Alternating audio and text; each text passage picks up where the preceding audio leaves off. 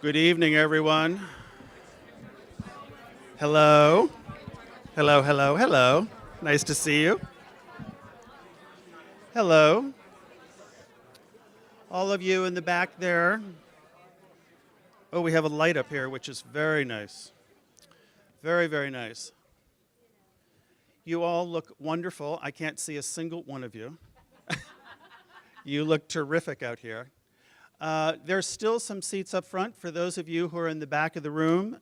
If you would like to come forward, we have a very busy night and a very busy presentation going on here. So let me begin by introducing myself. Good evening, everyone. I'm Hunter Ohanian, and I'm the director of the College Art Association. And thank you. It's my great pleasure to welcome all of you to CAA's 106th annual conference. So on behalf of the board of directors, the staff, our membership of over 10,000 professionals in the field, we're so happy to see everyone here in LA. At the outset, I want to thank Tiffany Dugan, Paul Skiff, and the entire staff of the CAA office. In addition, I want to thank Elizabeth Schlatter, CAA's VP for Annual Conference, Judith Rodenbeck, the Annual Conference Chair, and the entire Annual Conference Committee, including the local reps. They did a great job in putting this year's conference together.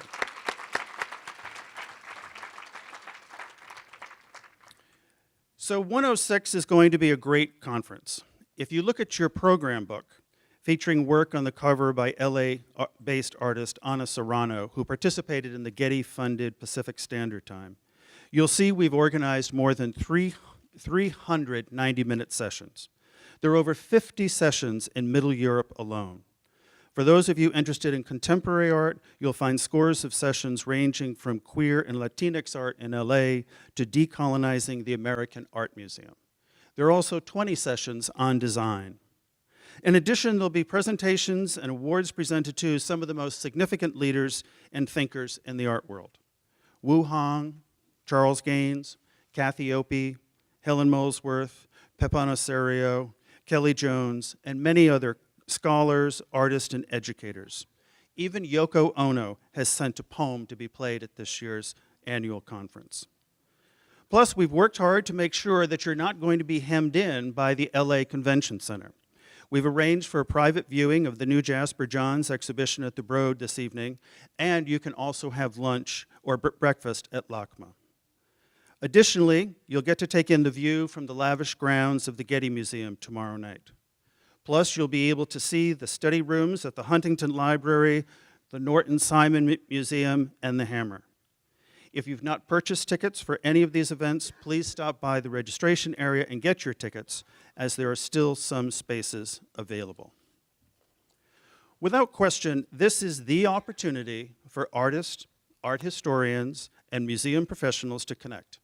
We hope you catch up on personal and professional lives, learn something new, and have fun. Please give a hug to someone you just met or someone you haven't seen in years. Now, some housekeeping matters. First, we have Wi-Fi access throughout the convention center. We have posted instructions everywhere. Once you've logged in, we want you to be sure to download the annual conference app. It's a great way to see everything that's going on, and you'll have the most up-to-date information about the conference, including additions, deletions, and room changes. We also want everyone to vote for members of the board of directors. All you need is your CAA membership number, which you can find on the back of your badge, and you can vote directly on the app.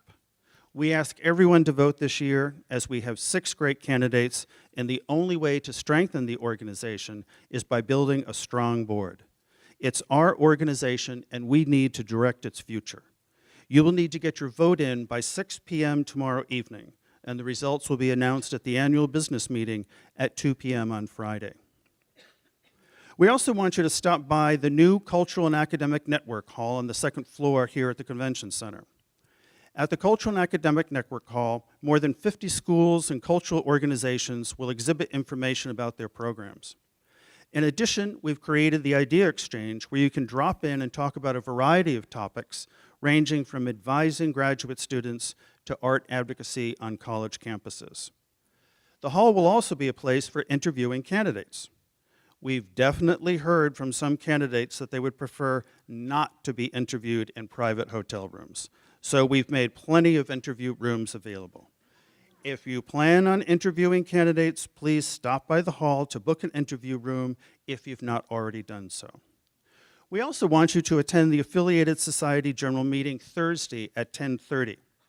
We have 85 affiliated societies at CAA, and they're responsible for 20% of the sessions at the conference. Those societies bring a diversity of voices and perspectives that enrich us all.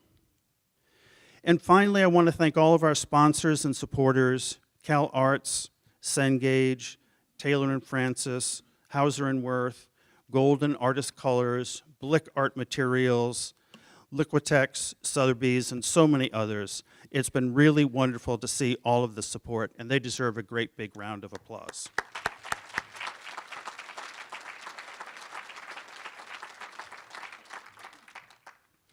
Over the past year, I've learned a lot about this organization. It's been great to meet so many CAA members all over the country. I attend lots of conferences and meetings on your behalf, from Washington to San Antonio, St. Louis to Cambridge, from Miami to Baltimore, and CAA's reception is great wherever I go. CAA has an engaged and vocal membership, and I consider it my duty to be as engaged as you are. People in the field believe in CAA because they know we provide quality programming. They appreciate what happens at the conference, and they respect our print and online journals. Our members know that our published standards and guidelines can be carried into a dean's office with confidence, and our members trust us to craft smart, well-reasoned advocacy positions on current public, academic, or museum issues. They know that our national and local advocacy is well-respected and pointed in the right direction. But that's not to say that things are always easy for our beloved professional association. This year was hard, as we had to make some cuts in our office staff in New York. We said goodbye to some beloved staff members who have skillfully executed our programs over the years. We've been fortunate, however, to hire many new people who you will get to meet this year. New staff members who are excited about bringing this organization into the future. It is our goal to balance our budget every year, and that is what we fully intend to do. We've also streamlined the membership levels and looked for new benefits that can aid your professional and even personal lives. We've announced a new group of benefits last fall, and we'll announce more this spring. More than anything, we know that finances are important. We're committed to keeping costs in line while not raising membership fees.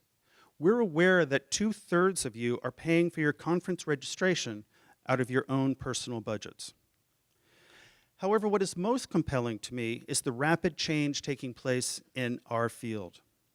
There was a time, if you had a master's or PhD degree, you would be virtually guaranteed a paid teaching position at a college or a university. People's occupations were clear-cut. They were a scholar, or they were a studio artist. But as we all know, the number of full-time tenured positions in America's colleges and universities is shrinking. Departmental budgets are getting smaller. We are now a full decade after the introduction of STEM-based curriculum in public universities. The demand on arts and humanities programs has lessened.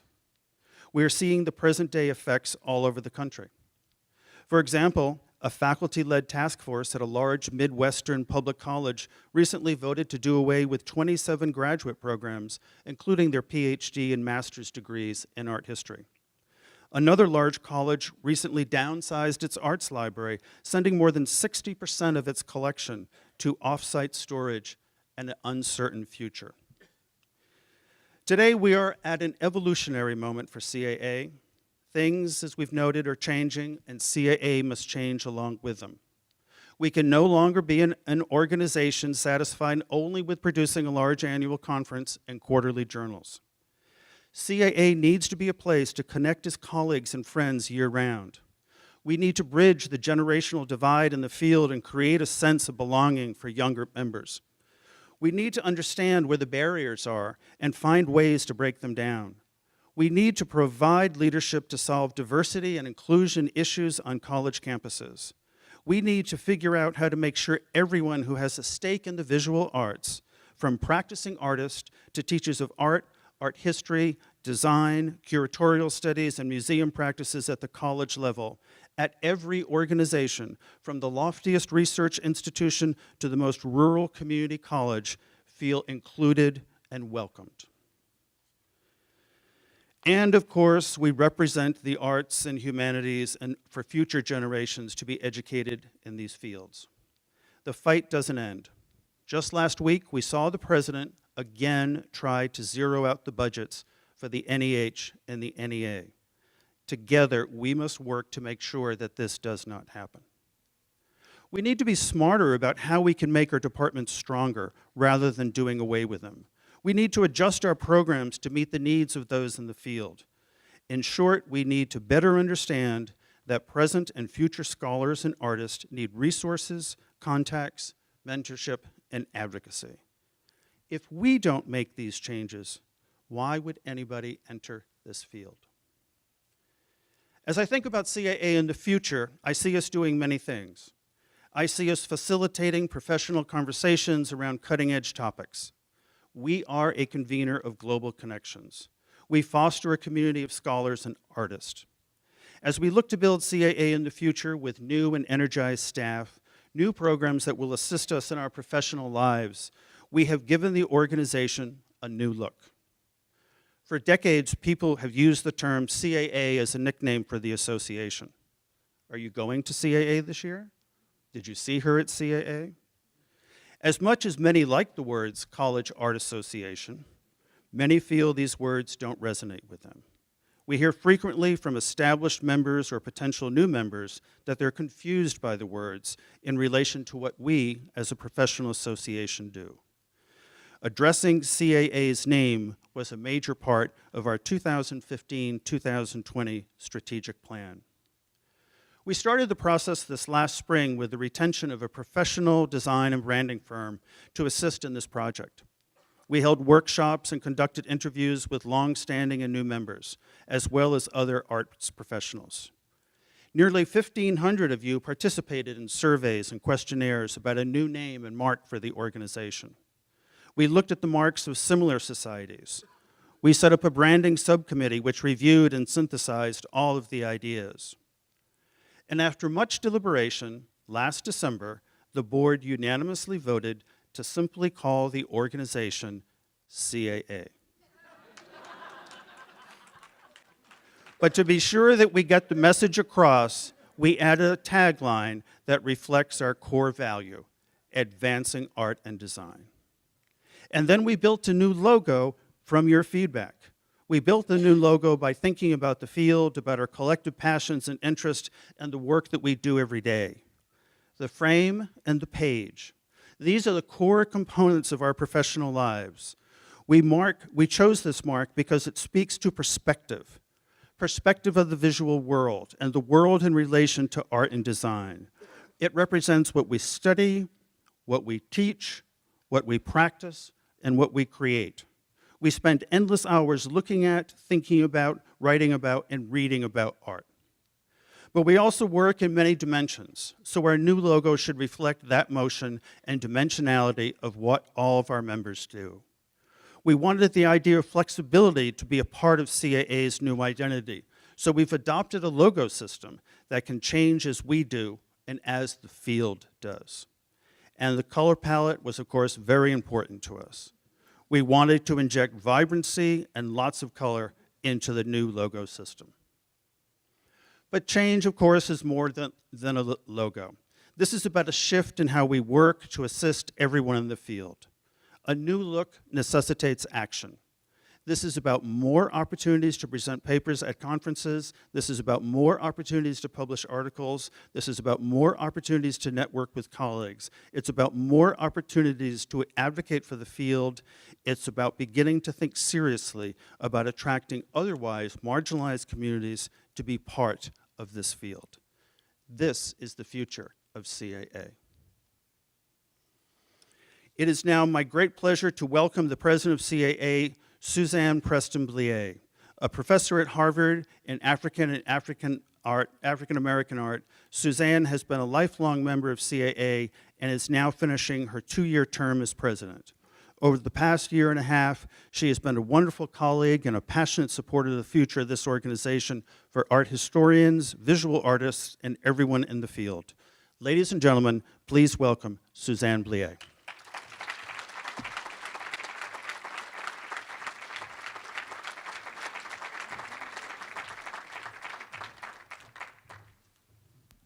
Hi, everyone. Welcome. Let's begin with a real thank you again to everyone who made this happen. To the amazing Hunter Ohanian, to Tiffany, to Nick, Vanessa, Teresa, Joe, and all the new members of the staff. This is really an incredible group, and without them, we would not be where we are today. Congratulations to all the brilliant award winners. This is truly amazing. Thank you to the board, to the committees, and to all of the members. CAA is us, and because of you, we are a really strong organization and have an amazing future ahead of us.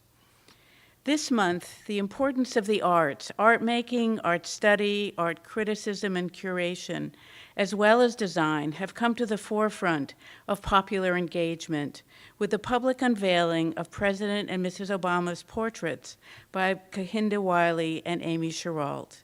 This is a rare moment of praise and critique framed around the very nature and fabric of portraiture.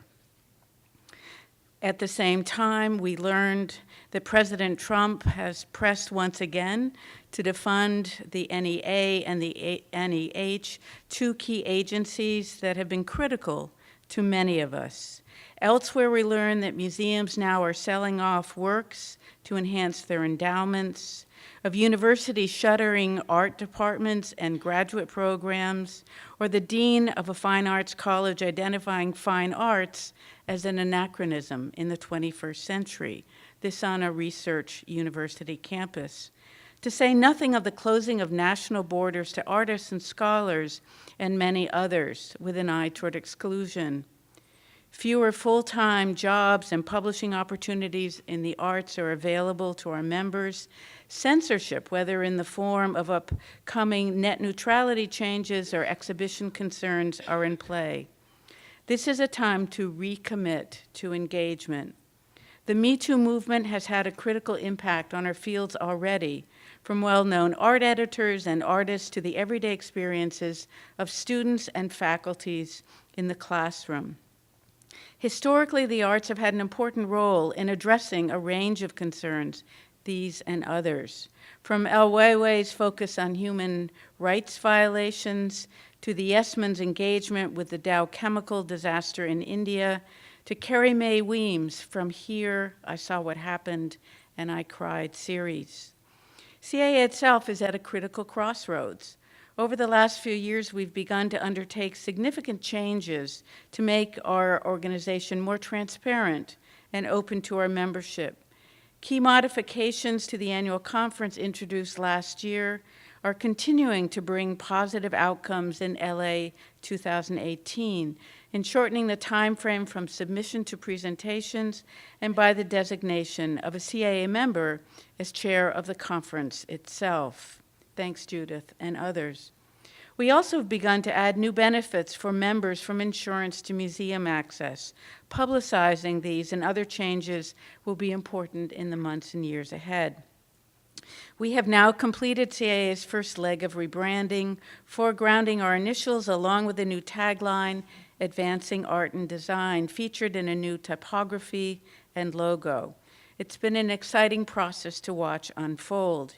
Yet we've only begun to initiate the far harder work of co-joining our visual rebranding efforts with long-needed changes in how we, as a professional association, engage with our membership.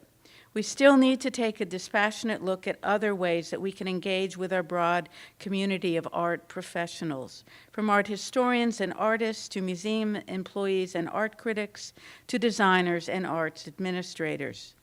CAA's recent reworking of the website has been a real plus, making it much easier to maneuver. As we move forward to a possible broader redesign of the website, it's vital that we enhance membership engagement through various items such as member interviews, blogs, news, and other features. This will help nurture more participation in this now 107-year-old organization that represents and must retain a critical voice for all of us. Our publications are a key resource too, yet over time, we and other associations also need to rethink how we are making our publications more broadly available, as fewer and fewer of us are working in institutions that have access in the same way that we have. It is important that we get the affiliated societies more engaged in what we do as well. What has CAA meant to me in my personal journey is in some ways telling in all of this. I, like many others, received my first full-time job offer through an interview at the annual conference. It was San Francisco, and I will never forget it. Nor will I ever forget my first CAA talk on a panel on semiotics in art, chaired by someone who would later be among those who would offer me my current teaching position. A long art bulletin article was key to tenure and to one of my later book projects. It was thanks to CAA that a group of us who are African art specialists were able to convince a major textbook publisher to drop the pejorative primitive art chapter. I joined the CAA board not once, but twice, not because of what it could potentially offer me, but what I thought I could do in turn to help shape our association. Change is often challenging, but it can and does happen if we take the opportunities presented to engage. This is no less true in the academy and professional associations than it is in politics. Drawing in large measure from both, I've reached out even further in the past 2 years and have become very politically active in my own community. The initial push was to preserve a small 500 square foot building in the heart of Harvard Square, out-of-town news. This expanded to other efforts, to the creation of zoning petitions, to attending planning board meetings, to be engaged with Cambridge City Council initiatives. Much of this work would not have been effective without my array of experiences in this association over the years.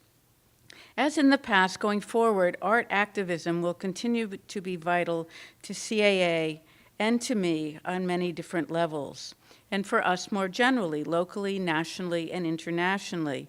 It is a key piece of our strategic plan.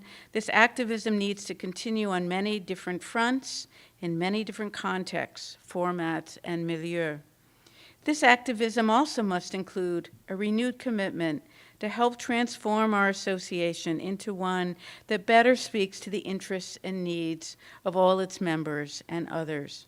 This is a time for action, not distance. Portraiture is not just about how one is presented to others, but also, and equally importantly, it is about how we want to present ourselves and to engage.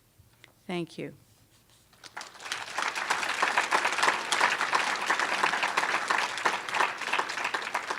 On this note of how we remember and want to engage, I'd like in turn at this point to draw our attention to CAA's Awards for Distinctions for 2018. With these awards, CAA honors individuals whose unparalleled achievements have made a significant contribution to the artistic profession. By recognizing these outstanding individuals, CAA reaffirms its mission to encourage the highest standards of scholarship practice, preservation, criticism, and teaching in the visual arts. I'll identify each award and this year's recipients. The full citation for each award, along with the names of the jurors who selected them, is printed in the convocation program, which also looks great. I would like to thank all the juries for their service. So let's begin. The Charles Rufus Maury Book Award honors a distinguished book in art history, named in honor of one of the founding members of CAA and first teachers of art history in the United States. It was established in 1953. This year, the jury chose 2 recipients for the Maury Book Award: Benjamin Anderson for Cosmos and Community in Early Medieval Art, and Laura Ann Kalba for color in the art of Impressionism, commerce, technology, and art.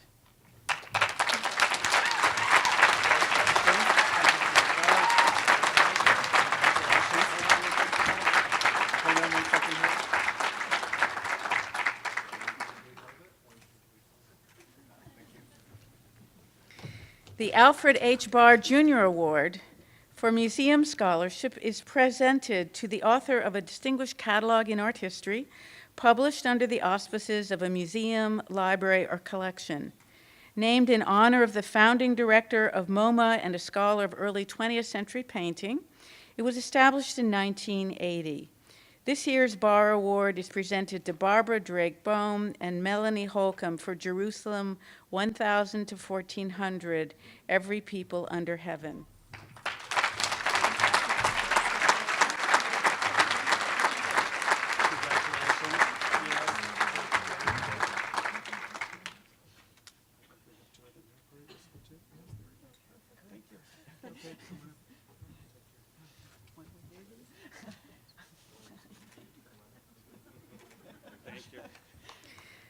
The Barr Award for Smaller Museums, Libraries, and Collections is presented to Melissa Reshleff for Inventing Downtown, Artist-Run Galleries in New York City, 1952 to 1965.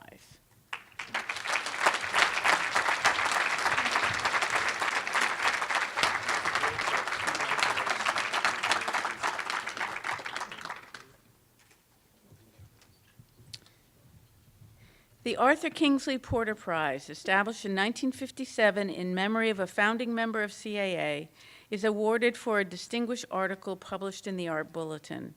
The Porter Prize is presented to Aaron M.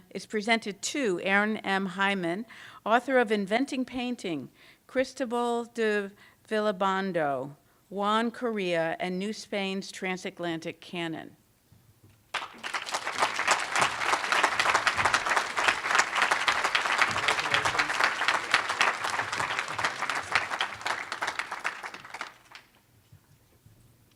The Frank Jewett Mather Award for Art Criticism is named in honor of the art critic, teacher, and scholar affiliated with Princeton University in order to recognize outstanding contributions to art critical scholarship.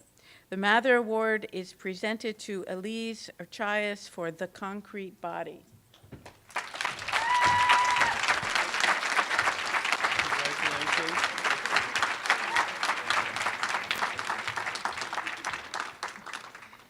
The Art Journal Award, established in 2000, is presented to the author of the most distinguished contribution published in the Art Journal.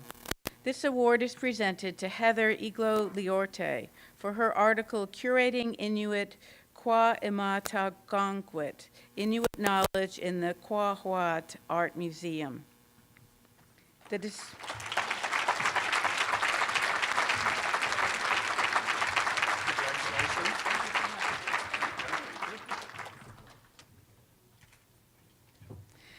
Distinguished Feminist Award, first presented in 2009, honors a person who, through her or his art, scholarship, or advocacy, has advanced the cause of equality for women and the arts.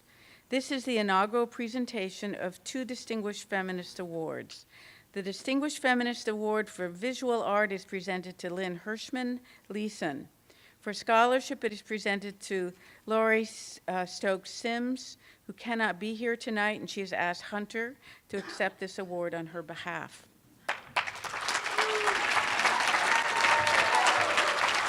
Congratulations.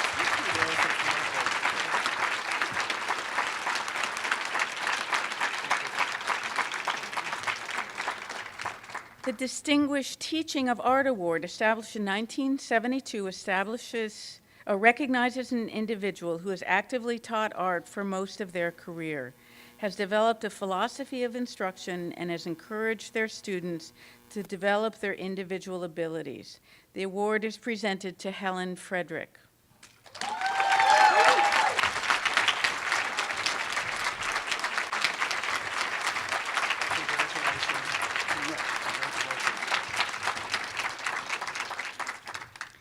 The Distinguished Teaching of Art History Award recognizes an individual who has actively taught art history for most of their career. Established in 1977, this award celebrates those who provide inspiration to a range of students, sets rigorous standards, and contributes to the advancement of knowledge. The jury selected two recipients, Edward S. Cook Jr. and Alex Potts.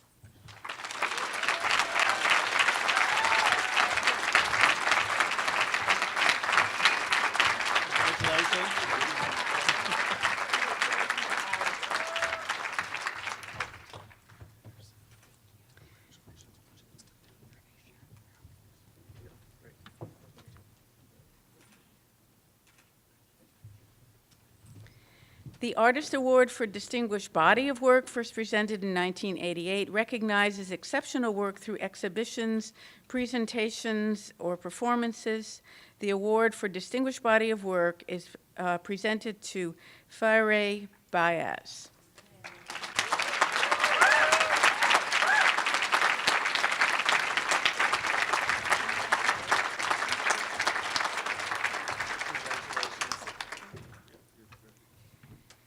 The Distinguished Artist Award for Lifetime Achievement, dating from 1988, celebrates the lifelong career of an artist. This year, the award is presented to Pepin Osorio.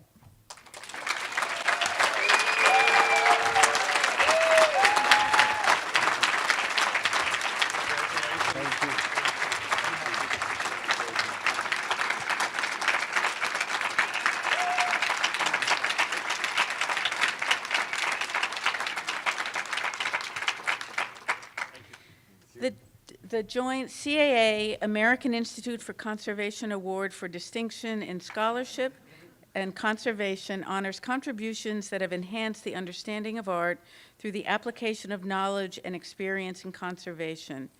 The CAA AIC Award is presented to Paul Messier.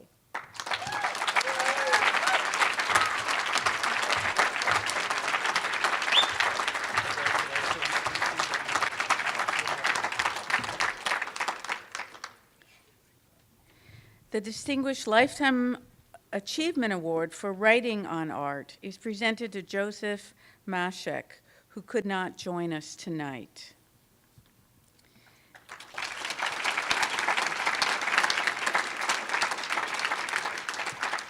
The inaugural Award for Excellence in Diversity was established in 2017 to recognize outstanding efforts in arts programming and scholarship to advance diversity and inclusion.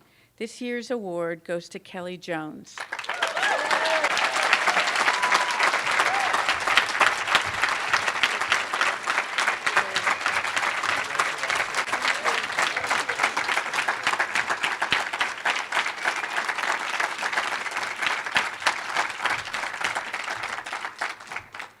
Now, we would like to turn our attention to the recipients of the Professional Development Fellowships in Art History and Visual Art.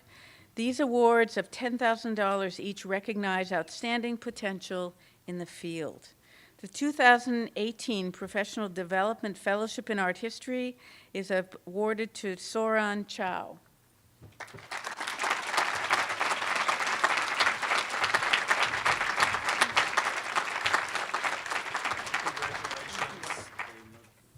The honorable mention goes to Murad Khan Mumtaz.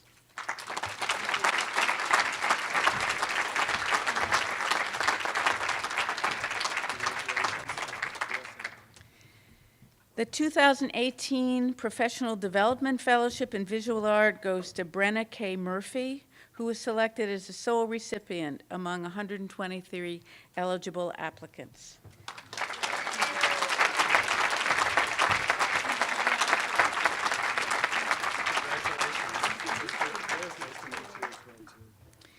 The honorable mention recognizes Courtney N. Ryan.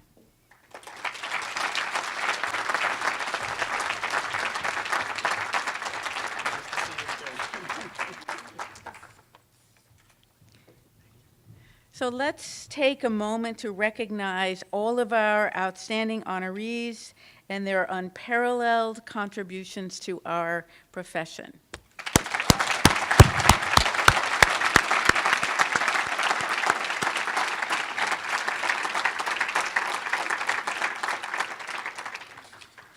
It is now my very great honor to introduce Charles Gaines, our keynote speaker for the 2018 Annual Conference. Charles Gaines' bold grids are enriched by dense mapping and layering of photography and paint. Gaines' works inscribes a practice rooted in conceptual art that also has found inspiration in divergent elements of dance and music, numerological series, as well as natural forms, Buddhism, and Zen. Born in Charleston, South Carolina, and growing up in Newark, New Jersey, before becoming a Los Angeles-based artist in residence, Charles Gaines has traced his path through art and life in profoundly interesting ways. Like many African-American artists of his generation, he too would be a first. In this case, the first African-American accepted in the MFA program of the Rochester Institute of Technology. After graduation, he traveled south, witnessing firsthand the violent protests of the civil rights era while teaching at the historically black Mississippi Valley State College. In 1967, he took up a position at California State University in Fresno, and in 1989 joined the faculty of the California Institute of the Arts. Here he's been a highly influential teacher. And just before I came up here, one of his former students just came up to him and said, "You changed my life."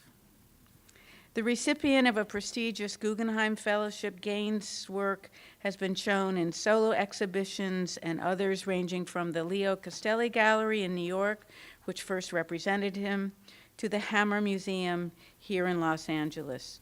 Please join me in welcoming Charles Gaines.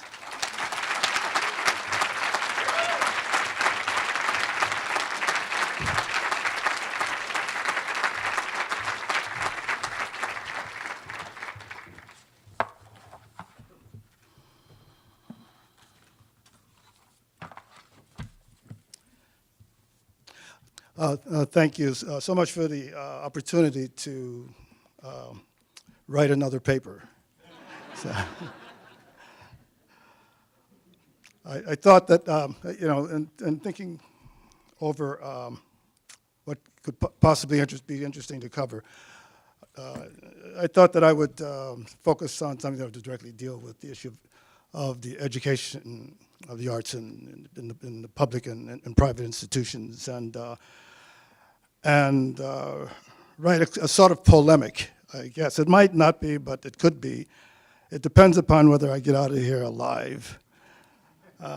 So I'll begin. What role does a work of art play in today's society? Is it the creation of ideas that add to the Enlightenment principle of human understanding, or as a moral compass to advance liberal or humanist ideas and institutions, or as a source of pleasure or entertainment? It may be that the role of art is to do all of these things. But when we look deeper into how art actually functions within the institutions of society to serve these grand ideas, we see deep divisions. We see competing principles about how art contributes to society. We see the belief in art as an aesthetic practice on the one hand, and art as a cultural practice on the other. In fact, it goes deeper. There's a division where, on the one hand, it is believed that art's first dedication is to the focus on the individual, and this competes with the idea that its first dedication is to communities, not the individual. With respect to the former, the argument is that art serves the individual by nurturing the idea of individual subjectivity. Ultimately, this serves the community.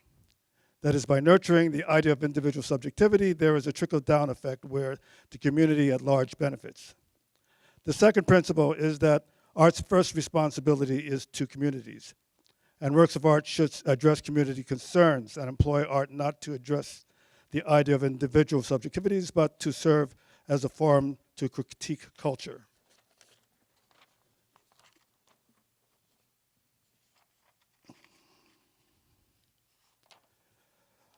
We find this division in the very definitions of art itself. One idea is that a work of art is fundamentally an aesthetic object, and its study is a study of the history of taste. The other is that it is a cultural object, and its study is the study of its impact on social, cultural, and political ideas. In the first instance, art as a practice whose purpose is to produce an aesthetic object is linked to the idea mentioned earlier of art as principally a subjective practice. This comes from Kantian aesthetics, that the aesthetic experience is by definition a function of subjective or feeling properties existing within each human being. The Enlightenment principle that art should add to human understanding is accordingly realized through its study, which ultimately informs us how to teach art, how to invent it as a pedagogy. And since art objects are a function of visuality, this requires the merging of visuality and language. In some way, we have to convert our feelings into concepts. This is addressed when we study art as the history of taste and realize language from the study. And as the history of taste, art can address the Enlightenment principle to add to human understanding. The paradox implicit in this idea, however, is the estrangement between visuality and language. Visuality and language are never equivalent constructs. To make them so would dismantle the very concept of subjectivity. But this view of art disregards this paradox, especially in pedagogy, by relying on the notion that human subjectivity is infallible, that this is not an ethical study, that it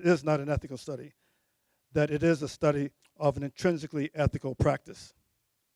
And for this reason, the study of the history of taste serves to produce a record of human subjective judgments.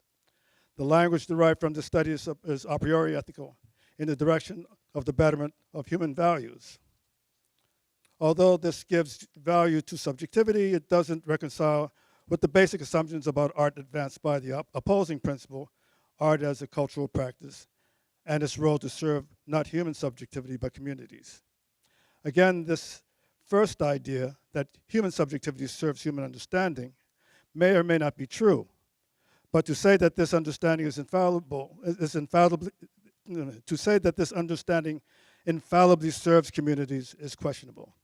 The question is, does the study of human taste result in the betterment of communities? The answer is that there is no correlation because there is no guarantee that human subjectivity, unscrutinized and unchallenged, will naturally enrich the interest of communities. In fact, some of the worst ideas known to humankind were a function of human subjective judgments. With respect to art as a cultural practice, as we have said, its first commitment to communities establishes its study as a study of its advocacy of liberal values that inform and shape society.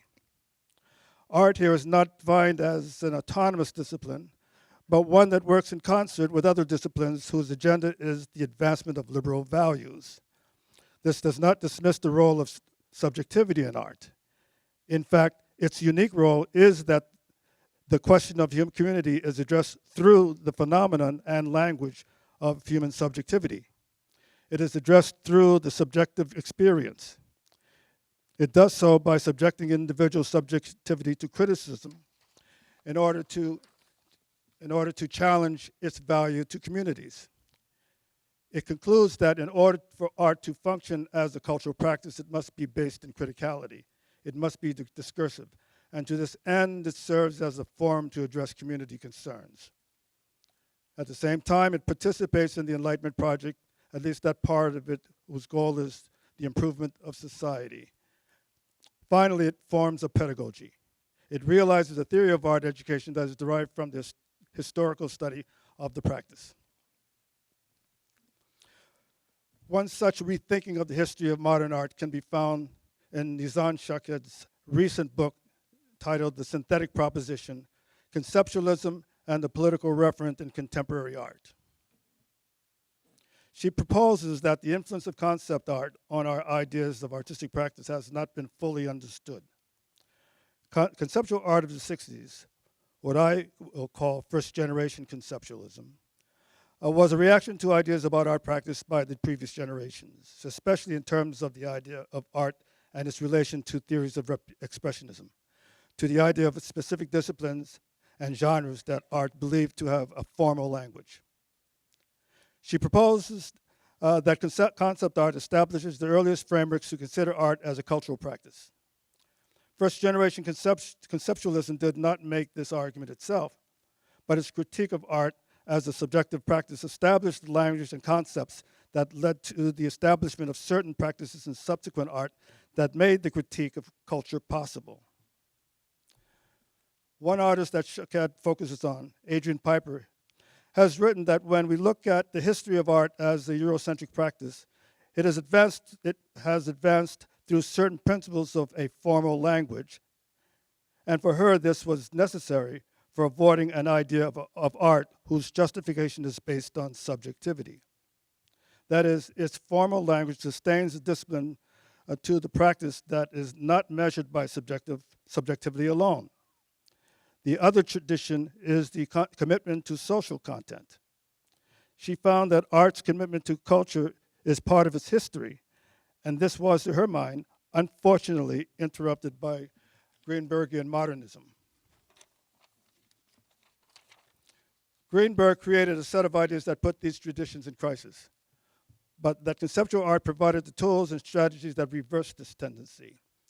It first started, she asserts, with minimalism and its idea of the primary object. Piper argues that the formalist language of Greenberg assumed the possibility of a universal critique that was analogous to the practice of stereotyping that existed in America during the same period. The term stereotype suggests a judgment about something that is based in prejudice rather than truth. It is a fixed and overly simplified idea or image of a person or persons or a thing. Piper focuses on racial stereotyping, the act of defining a person by assigning him to a set of simplistic and negative ideas about race.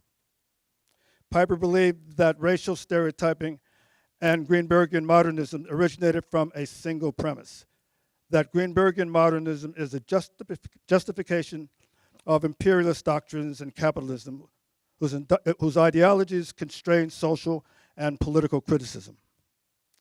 She aligns Greenbergian modernism with McCarthyism. That is, its effects on culture were the same as those of McCarthyism in that it enabled a right-wing critique of the legitimacy of social and cultural ideas.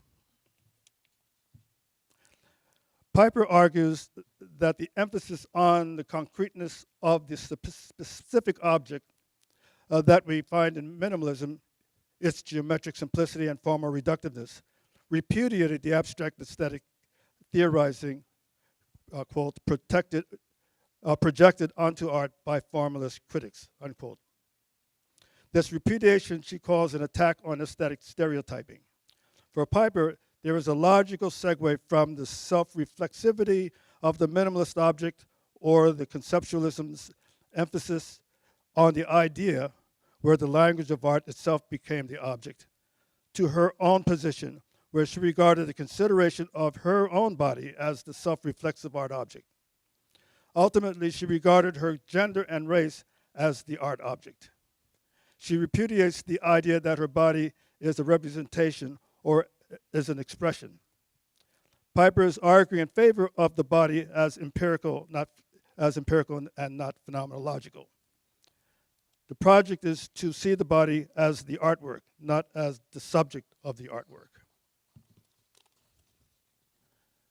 Shaked extends this idea of the significance of conceptual art on what she later defines as conceptualism, the practice of second-generation conceptualism, which includes Lawrence Simpson, Andrea Fraser, Mary Kelly, Fred Wilson, and Adrian Piper. Those artists whose works advance the cultural or political critique using the strategies of first-generation conceptualists. However, Shaked describes a split between conceptual art practice and conceptualism, and in so doing, she separates from Piper. Shaked argues that the conceptualists of the 60s continued to advance the idea of art as a universalist practice by being opposed to cultural content. For the conceptual artists of the 60s believed that introducing language about culture reintroduced representation. If we consider Piper's argument, however, the critique of culture was not a return to representation. She argued this language as a property of art. She argued that this language is a property of art and not an act of subjective reflection. The important issue is the claim that this involvement in content is not intended to enable a moment of subjective expression or reflection. We find this split between the principles of art as an aesthetic practice and art as a cultural practice in the curricula of art schools. The fact is, most curricula reflect the former idea of aesthetic practice because it organizes curriculum based on a 19th century model of pedagogy where we find the courses divided by genres such as painting, drawing, sculptures, etc. This is modeled after a paradigm based upon the language of art history and theory that continues to value certain skills and practices that make up these genres. It is based upon the assumption that these genres are not ideological or cultural expressions. They carry with them certain assumptions and constraints upon the idea of art. The belief is that they are conceptually and ideologically transparent. And in order for this notion of transparency to be sustainable, they embrace them as the very definition of art.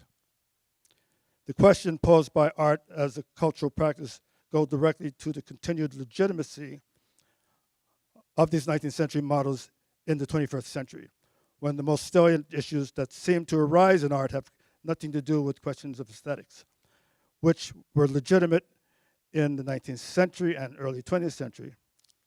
The very question of the very idea of art itself.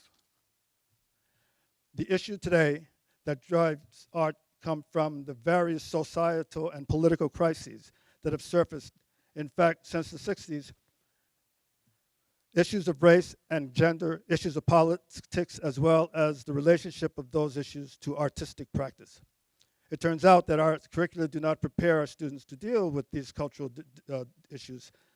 They struggle with problems like the Whitney Biennial and Dana Schutz's painting, where the language of subjectivity made a cogent critique of the event unnecessarily difficult, or an engaging productivity in the critique around the work of Sam Durant, his work, the title Scaffold, and the indigenous population's rejection of it. The most salient ideas today come from questions of art's relationship to culture, and our curricula are not preparing us adequately for this.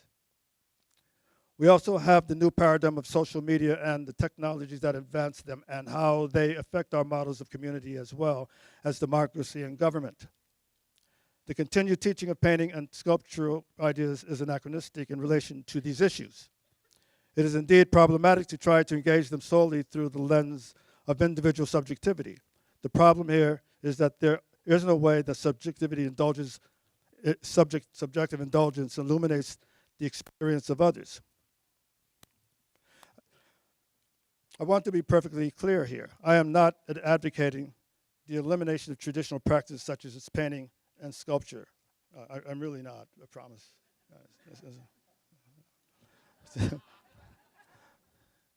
They continue to be a crucial part of the debate and discourses that help art function as an epistemological practice. But we must rethink them as cultural practices.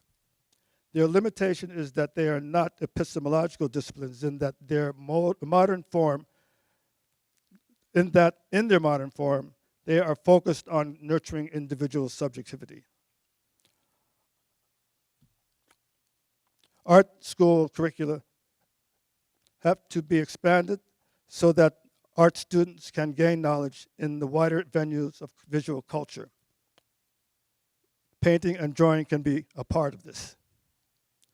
The art schools should follow the history of contemporary art as outlined by Shackhead and Piper, and rethink curriculum in the way second-generation conceptualists rethought first-generation artistic practice based upon communitarian concerns. So thank you very much. Thank you for your time.